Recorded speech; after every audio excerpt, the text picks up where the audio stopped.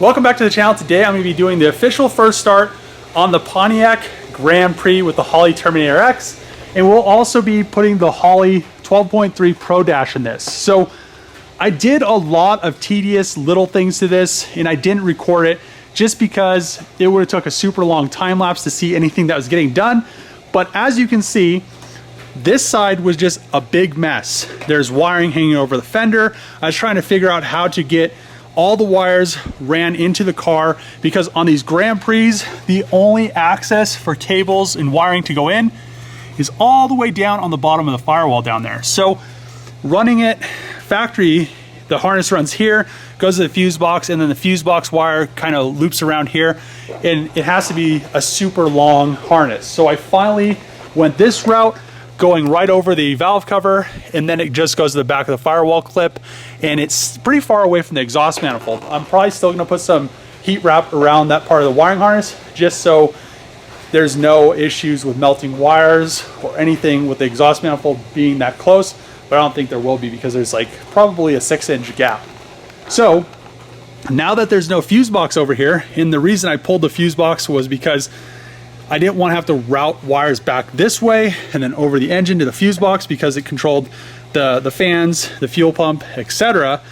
But we have nothing over here. So if I would have just been able to leave it, I would have left the fuse box, the battery up here, and the Holley EFI up here. But it says on Holley's website and in the manual not to leave it where there's any condensation or moisture or where it's going to be wet. So since it's in the engine bay, most likely it's going to get wet. So I decided I wanted to mount it in the car, and that's why I rerouted all of the wiring. I also rerouted the battery cable. As you can see, it no longer goes on the top of the engine, it goes underneath the car.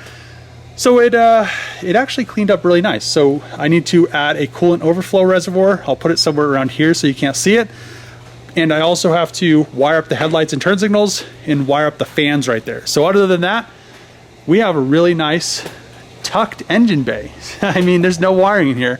It doesn't look that great because the paint's not that great, but on this side, I wasn't planning on pulling the ABS pump and deleting it, but then to pull the dash support out, I pulled all the bolts. There's like 1,000 bolts inside there. Then you have to twist. There's no information, obviously, on this online. I had to figure out this all on my own, and hopefully this helps somebody out that has a Grand Prix. To get this brake booster off, you just put a pry bar in between those and it spins off. It has no bolts. It just spins off, it unclips, spins, you pull it off. Then there are 6 bolts behind that brake booster that you have to pull out, and then the dash support will come out. It took me so long to figure that out. It probably took me like a whole day to figure out how to get this whole dash pad, dash support out. It was just a nightmare. So if you were the GM engineer that engineered that, you shouldn't design anything ever again. But now we have the intake done. I'm going to get a ABS pump delete thing, and I just need to put the master cylinder back on there. I also started to, I got this intake off my FC. It fit perfectly. Look at that. And also now that the ABS pump is gone, we have a little bit more clearance right here because that was touching. So I probably would have got like a weird vibration noise. But coming inside the car, we have kind of a mess now on the passenger floorboard with wiring, but I need an extension harness so I can extend one leg of the harness. So then I can mount it right here. So here's the shifter location for the automatic shifter. I'm gonna mount the ECU right here because that center console comes all the way up and it'll cover it really nice. And plus it has that little access hole so I could get to the ECU if I want, and then I could route the CAN bus cable so I can get to it as well. But I have the steering wheel, we have all the electronics connected for the gas pedal, brake pedal, and the brake pedal switch, and we have the dash pad sitting back in there, and I already bolted the magnesium support back in. So what I want to do now is get the rest of this cleaned up, everything bolted in, get the Pro Dash bolted in, and I want to actually clean the interior a little bit so it's not as dirty. Get the car started and actually pull it out of the shop because I need to get her out of the shop to get the GTO in here because I need to put the headers on, I need to put the AC compressor, the starter, the poly engine mounts, a bunch of stuff. So that's pretty much, I want to get this thing professionally tuned. Holley EFI does have the self-tuning function, but I have a guy that I really trust tuning my vehicles, and I'll just have him go through it and get her, 100%, because it does have a cam. It actually starts up and idles really nice, but this will be the first startup and actually moving under its own power with the 4T80 transmission.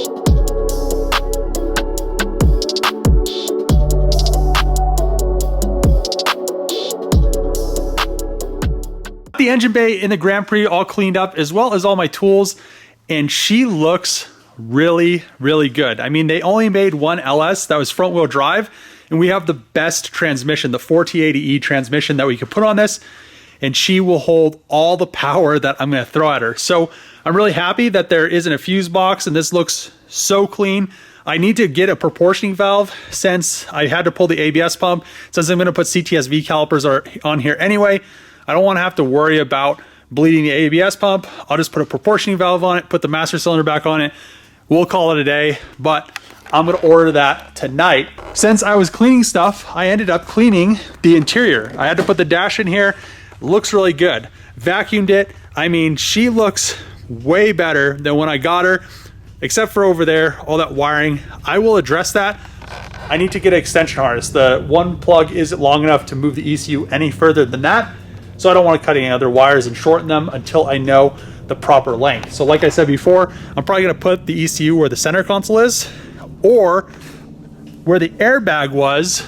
I could put it there because I took the airbag out since I don't have any of the stuff that controls that system anymore. Since I took all the wiring out of the car, well, not all the wiring back yet, but everything forward to, even the whole dash harness is gone. And I like it that way because it's just like starting off fresh. I don't have to worry about old wiring, old gremlins. We're just gonna wire it up from there. Since I'm gonna put the Tesla drive unit in the rear, it'll be really, really easy to just run new wiring and just call it a day. But I really like how the Holley 12.3 inch Pro Dash looks, especially with that gauge cluster bezel that I made out of carbon fiber, but too glossy. So what I'm gonna do is sand this up to 5,000 grit. It'll just be matte carbon fiber. I think it'll look a lot better. But now let's fire her up. I mean, you guys haven't, I don't think you guys have heard her. She sounds really, really good. Woo! Listen to that. Oh man. I have her set to idle at like 850, and then we have no fuel pressure gauge yet. So once I turbo it, I'll have that gauge working. That gauge works. This gauge is by the GPS, so it will work. It'll do speed. We have RPM. Oil pressure, I need to get a new sensor, so that will work. And then the coolant temp works. So I could program this gauge cluster however I want it. and it's a really awesome display. I mean, if you guys need a really good display, they're big, so you'll have to make them fit, but it's well worth it. And then this spot right here, I'm gonna put a big tablet, and then I'm gonna control all the Tesla stuff off of this. So it will be linked via CAN bus to kind of sync everything together, but then I'll have like a Tesla style tablet, and then I can do HVAC controls and all kinds of stuff off of that.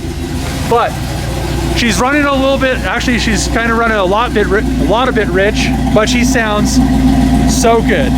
I mean, there's not very many Grand Prix you're gonna go, and it's gonna like be sitting there in traffic or driving by them, or you know, getting passed by this car, and it's just gonna be like cammed LS. So it's not a super big cam because I'm going to turbo this, so it's like the perfect size. So we'll get that turboed once we get this tuned and, you know, do some polls. I want to do some validation testing with it, take it to the road course, see how fast it is NA first. But I am really happy with all the Holley. You know, I had some issues, but all the issues I had were just wiring issues from the car, not because of Holley. I mean, I had all these weird, you know, I had the issue with the cam sensor, but it ended up being the wrong cam gear, and because Texas Speed sent me the wrong stuff, so it was just gremlins, but not because of the Holley EFI. I mean, that was so simple to install. It's like, I don't know, less than 12 wires. So listen to her. She's just like purring.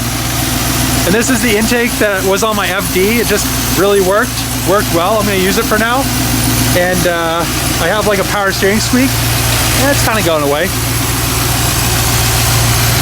Hell yeah, I'm super pumped about this. Sounds like I have a vacuum leak. I have a vacuum leak, where is it? Oh, that's why she didn't want to rev. That cap popped off. That's why it wasn't idling at 850. Now listen to her. Woo! I'm pumped about this thing. I can't wait to go rip this thing around. Man, she's gonna be a ripper. So let's get her out of the shop, get ready for, you know, I don't have any brakes, so I'll be using the parking brake to pull her out. And tomorrow, GTO. I now have the Grand Prix back on the ground. I don't have the bumper back on her, but I'll put that on later.